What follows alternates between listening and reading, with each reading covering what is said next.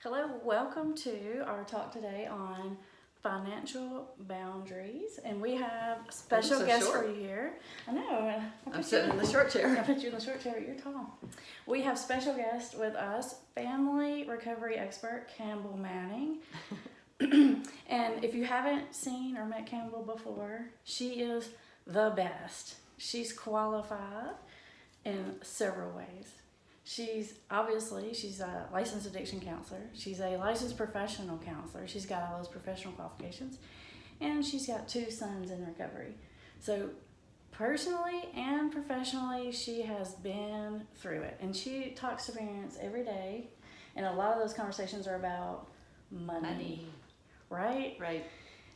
That seems to be one of the biggest problems that families have, right? It's the financial It's a problem because they don't know how much to spend and they don't know when to spend it, but they also have all the emotions that come with if they spend it and it doesn't work, or if they don't spend it and it doesn't work. They just that just gets so meshed, I think. So I think there's some categories, right? Because there's like, how much should I spend on treatment? Mm-hmm. That's a category. Definitely.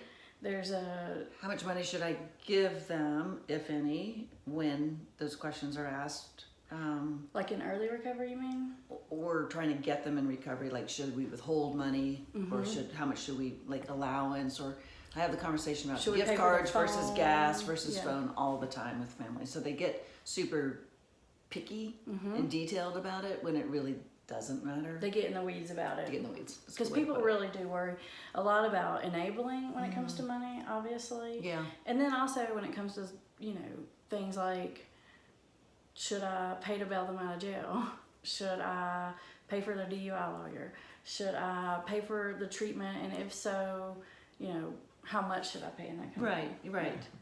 So let's go through those one at a time. Like, Okay. maybe let's talk about like money that you give on an active addiction, money you give or don't give an active addiction. And then, so to me, there's sort of that money when they're not doing well. And then there's the messes they create, money for that. And then There's treatment. there's treatment and recovery. So Right. put it in like 4 Okay. categories. All right. Does that sound good? So if they're, if they're actively using, a lot of times parents come to me, myself included, and we don't know that they're actively using. We just know something's not cool. Like Right. our own money is being $20 here, $5 out of your wallet, and you're like, what's happening? Mm-hmm. But eventually, as you sort of piece together, something's not right, whether you get drugs or not drugs, I just sort of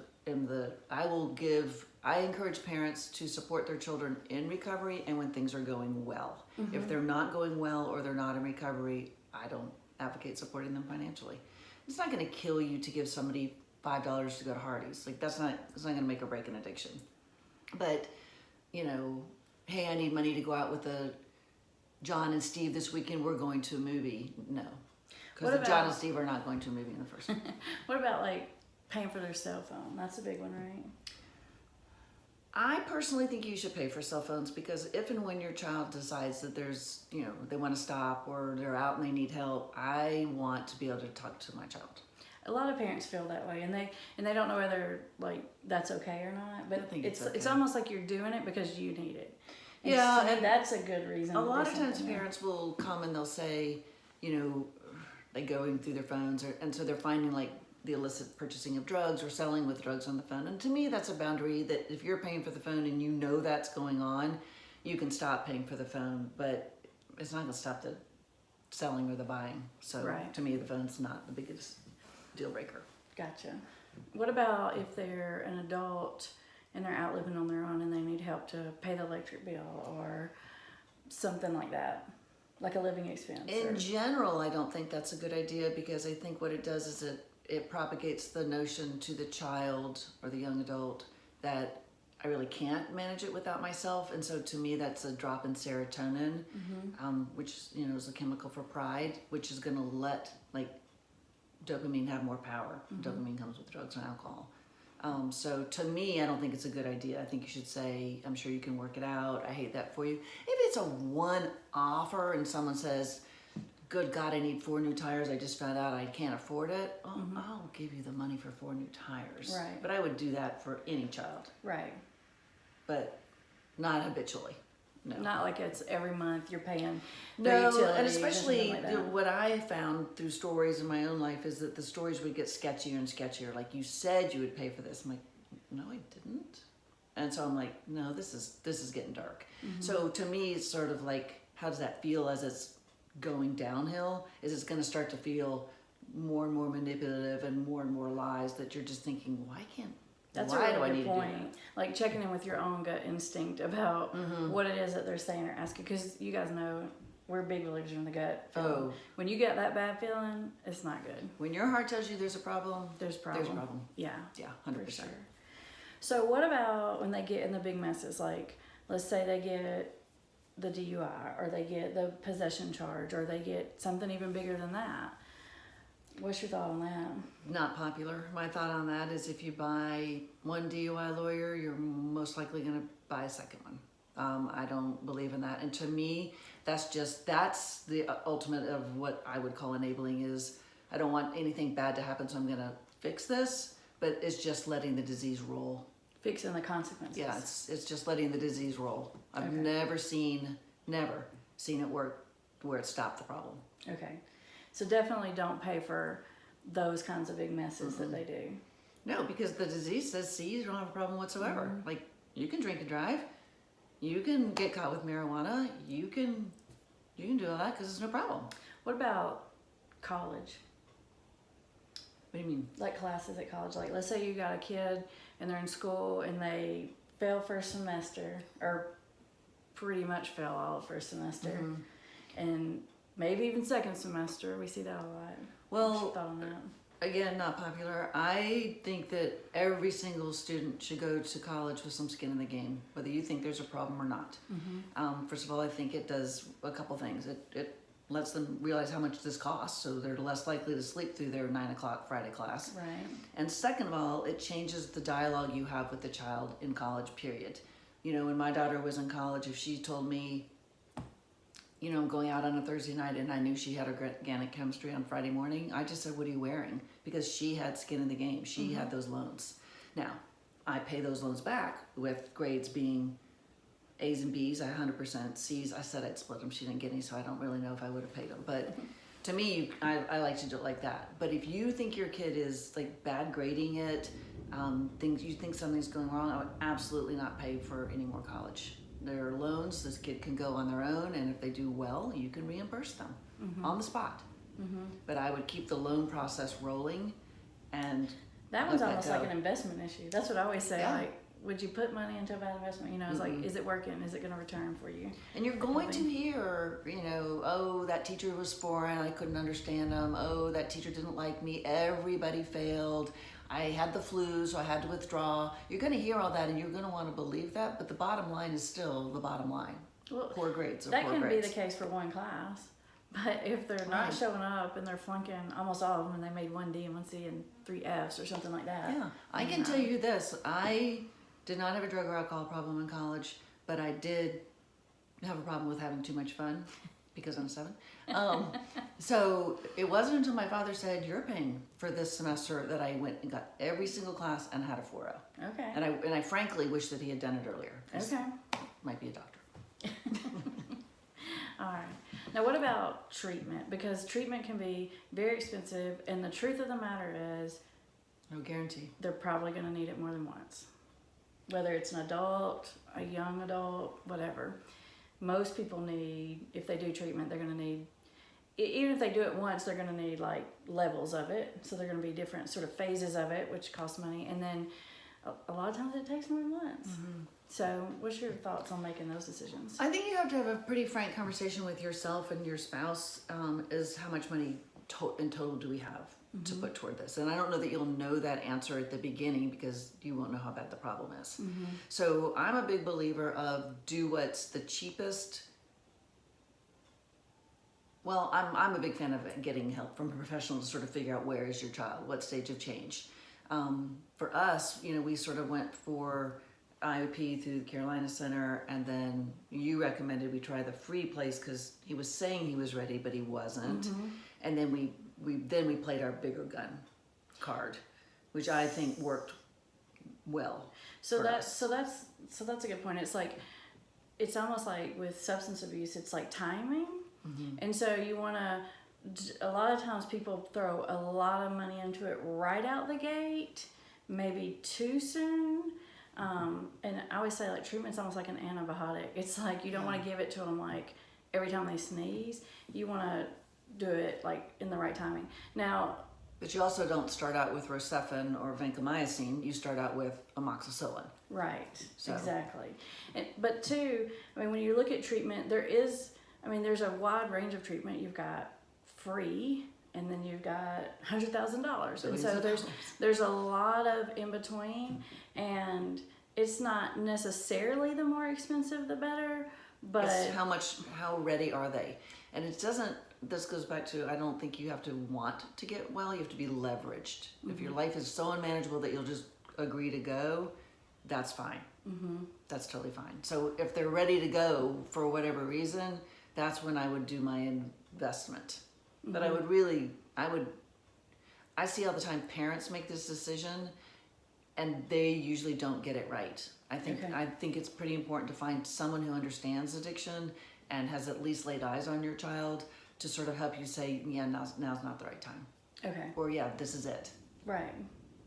So it's not that you shouldn't spend money on treatment, it's just that you should make wise decisions, like strategically when to spend it, where to spend it, what to spend it on. And what is your ability to withstand when they start the emotional pleas of come and get me? Because if you spend if you shoot your big dollars and then you go get them 3 weeks in because they're going to want you to, and if you're not ready for it, then you've blown it. Right. So like one thing I see people do a lot is they'll sort of spend a ton of money on residential treatment, so like 30, 60, 90-day treatment, and then they don't have any money left to pay for like sober living afterward. That's a huge, huge mistake. Or bring them home, period. So again, I think that's, if you're going to spend that kind of money, then you better work with someone to build your aftercare plan so that they go to that next level. So that, because I always say you can't go out of the kitchen door and get to the patio until you go onto the deck and then down the stairs. The same thing for recovery is you don't go to big boy treatment and then come home and go back to your job. When you're gonna spend that kind of money on treatment, and when it's time to do that, if you're gonna do that, then do it well. Do it well. I always say it's kind of like, what's the saying? It's like buying a really expensive car and then not changing the oil. Like, you know, make sure you do it right and follow all the different like step downs and levels so that the money is worth it. Yeah. So that it works. And I don't think that there's a right or a wrong amount of money to spend on it. I don't think anyone should tap into their IRA, put a second mortgage on their house. I do think that you should, if it's your kid, I think you should use their college fund for it. Absolutely. I've told parents that a lot. I tell parents that every day. Yeah. Yeah. Or if they've got stock, sell their stock. Because I know a lot of the kids we see, I'm like, this kid, if this doesn't stop, like they're not going to college, or if they did go to college, it'd be really bad. Worse. It'd be really bad. So. And then again, you know, parents will, what about college? And my child is living proof that when you're in recovery and doing well and you decide what you want to do, you go get your own student loans and you go back to college and you get a huge amount of serotonin and a home run and everything's good. So. And when Campbell says you get a huge amount of serotonin, that means you feel good about yourself. That's just like. And they feel great. Nerdy talk. Nerdy talk. Nerdy talk. Okay. So then let's talk about, because this is where we get a lot of it, is in early recovery, right? It's like, so they're sober, not for a super long time, and most people are going to need some help getting on their feet right out the gate because, you know, they're going to have to really probably start from scratch, honestly. A lot of times they don't even have a car. Right. You really are a lot of times like just getting started. So what's your thoughts about money, finances, how much to help, that sort of thing in that circumstance? I think it's fair to sort of set what you think is a fair amount, sort of set a budget, and then for X number of months, not that many, maybe you have 100%, maybe 1 month you 100% it, the second month you 70% it, so that they now have a job and like a taper plan. Like a taper down plan. And so ultimately within 4 or so months, I think the child should be independent. Okay. So I like the dial down method. The dial down. You're not throwing them out into the water, but you're putting them in the water in a little boat, and then you're taking the little boat away, and they have a life preserver, and then they've got flippers, and then they just have to swim. What about, I can think too before, like about young people we've had in treatment, and it's the question of like, what are they going to do after maybe sober living or something like that? And then it's like, are you going to pay for their apartment? And sometimes I've had, we've had parents that'll say, well, I'll help you pay for an apartment, but you have to have a roommate in recovery or something like that. Is it okay to put that guideline on? I don't think so, just because then we almost flip recovery back into the box performing, checking the boxes performing monkey syndrome, and I don't like that. I think it's better to work with the child on a taper down program again, so that we get that pride and we get that tag you're it message of you've got to stay sober to pay for your car insurance, and if you don't, then I'm not going to be as mad. I'll be sad, but I won't be as mad because all my money went into it while you were behind my back using it. Do you put any conditions on it? I don't believe you should put conditions on it. Okay. You just know what to look for. You know when they begin to isolate and all those addictive behaviors, and then you decide what boundaries you're going to hold. But I don't believe in conditions.